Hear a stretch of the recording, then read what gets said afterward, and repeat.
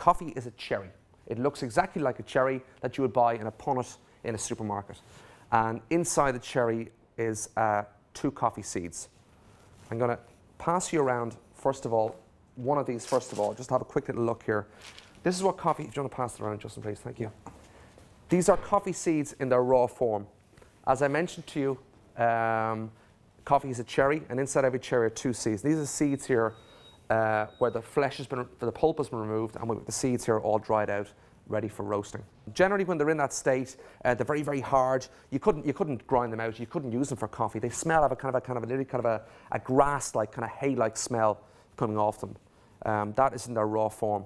So the coffee beans went in, bright green, into a big roasting drum, and we're applying heat to it. The trick to it all is to try and get as much heat into the bean as possible without either A, burning the beans, or B, baking the beans. You don't want to do either of those, right? You want to control temperature all the way through, making sure the coffee is roasted evenly from the outside to the very inner.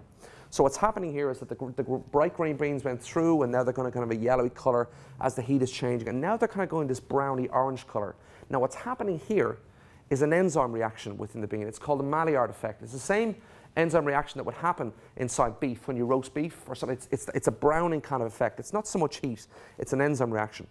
At this point, what's happening is all inside the bean, you've got all these kind of natural sugars and oils and aromas and various other kind of volatiles and all sorts of things, and they're all kind of, the heat is kind of starting to get them moving inside. They want to go somewhere, they're trying to fight their way out.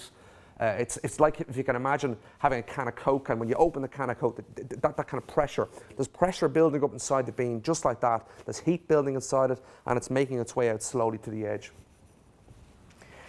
The next set of coffee I'm going to pass around here is, this will be pretty much considered to be a very, very light roast. It's known as cinnamon roast coffee.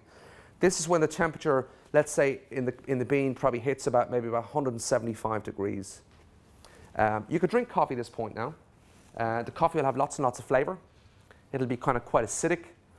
And I mean acidic in a good way, in a sweet acidic way, not in a bad way, not in a bitter kind of sense to it. It won't have an awful lot of body though. Generally what's happening with coffee as a rule is that the lighter you roast coffee, the more kind of flavour it's got.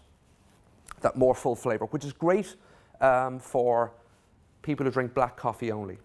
However, if you also like milk with your coffee, light roast coffee can tend to be kind of masked a little bit by milk, where they nearly kind of kill the taste of the coffee. They kind of turn it into literally kind of a milky drink, kind of nothing much more to it.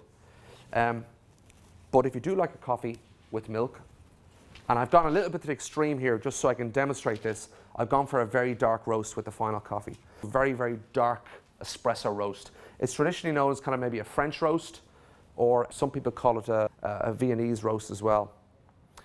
What's happened here is that I've pushed the beans to their very, very limit.